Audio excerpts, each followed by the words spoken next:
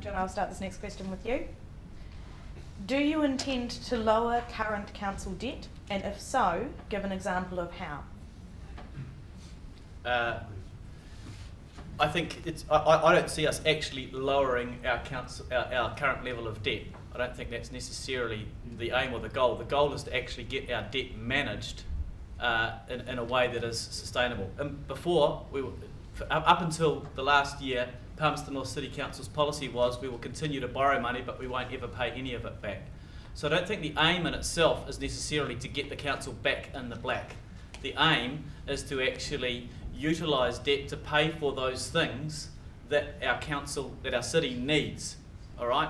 Like I say, if you pay for them in cash, the rates will go up 30-40% in a year. If you were to try and pay off the debt in cash, I don't think that the community would like what we would end up having to sell in order to achieve that. So it's not about writing off the debt, it's not about writing big cheques that you can't deliver on, it's actually about creating sustainable financial models. That's what this council has done in the last 3 years. We're addressing it, we are repaying debt constantly now. We're also borrowing more money, it is true, to build the assets that our community continues to need. Oh, the debt. That's a big one. There's lots of stories about that, including just when the debt started to occur. Started a business initiative in 1998, and between June 1998 and October 2007, so that was less than 10 years, we had increased our debt by $114.8 million. Now the interest equivalent, and I believe in jobs, and when you pay, and I believe in a bit of debt, but you've got to ring fence it for that particular project, so, and you've got to kind of see it on your rates statement, that this is what the council have been up to. A lot of voters are voting not necessarily on all the information at their disposal, and they're not necessarily understanding that in fact we have these things happening behind the scenes which are impacting on the services that we need.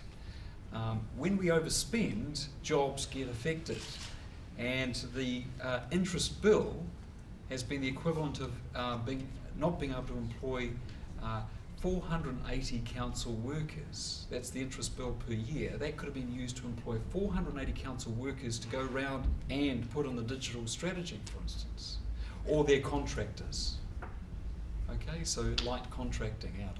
I'm a firm believer of that. It's also, if we didn't employ 480 people, it's the salaries of equivalent of having 126 mayors. Okay, 126 mayors, but they are basically, they're bankers, they're banking salaries basically, because we've kind of overstepped. We borrowed on equity instead of borrowing actually on our ability to repay. We must have thought we were going to have a flush of money somewhere, and it didn't happen. Also, apportionment of rates. Where are the rates apportioned across the city? And I think there's quite a few holes where Central aren't paying their share because they don't pay their share, but there are also other rebates that maybe the rebates could actually be, we could look at the ways that we're apportioning based on moving away and from pure land or capital and moving into area and also utilities too. So that, and we can look at strategies for first level, second level buildings, for instance. So we encourage the CBD to go up instead of out.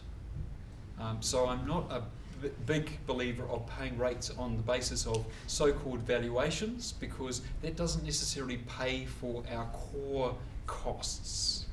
So that's about it. So I hope that's helped. Thank you. Oh, sorry, my turn. Debt.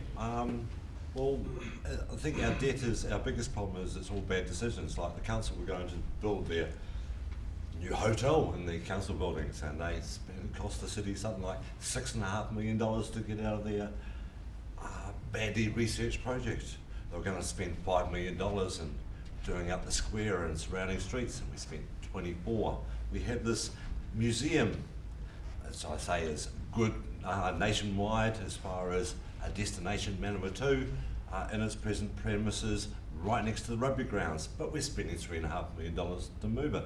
I can't see where the reasoning of why we're going to all these expenses. We're trying to be Los Angeles when we're Palmerston North, a large country town, basically, a very sprawling country town. Our attitude here is not that much different to Fielding.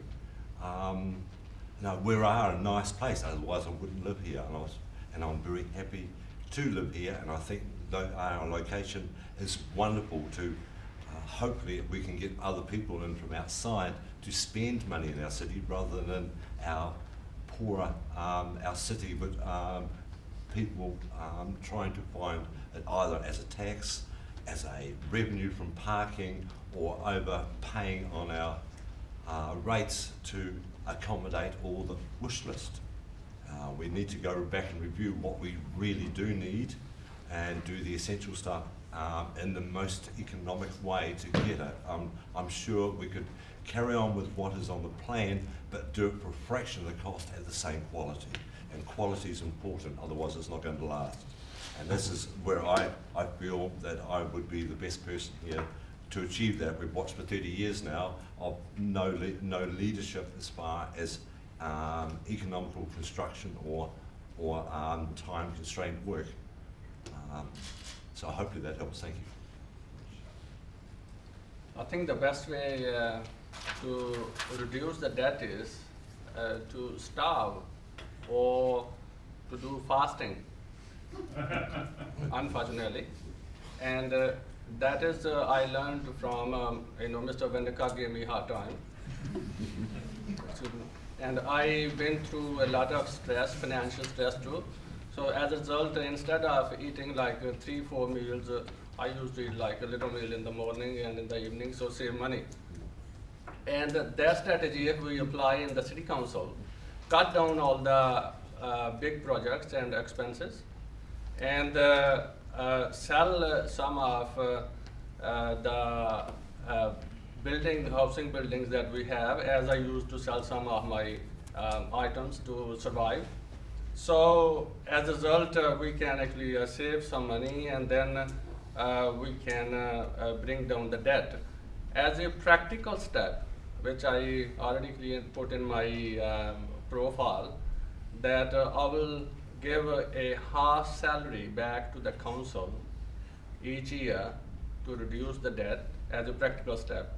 And I will use my little car for going around as a mayor, and I will not use a mayor car to enjoy my life on your money.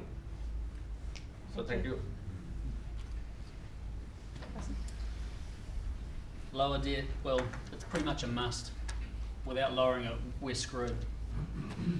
How are we going to do it? Well, basically we'll have to start from scratch, go through the books, line by line, check the expenditure, where is it going? 2.7 million last year for the operating cost of Te Manawa. There's got to be some fat in there somewhere.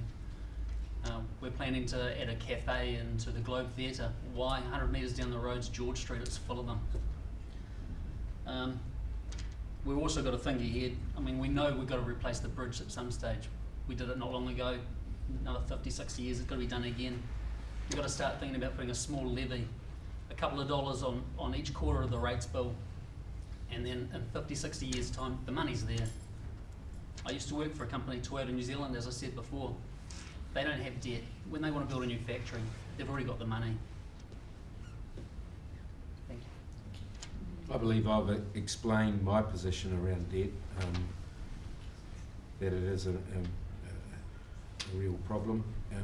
Probably the most significant factor for me is that over the last 20 years, council has invested in things that don't generate cash, they cost. And we had things that we used to have, for example, even the Awapuni landfill.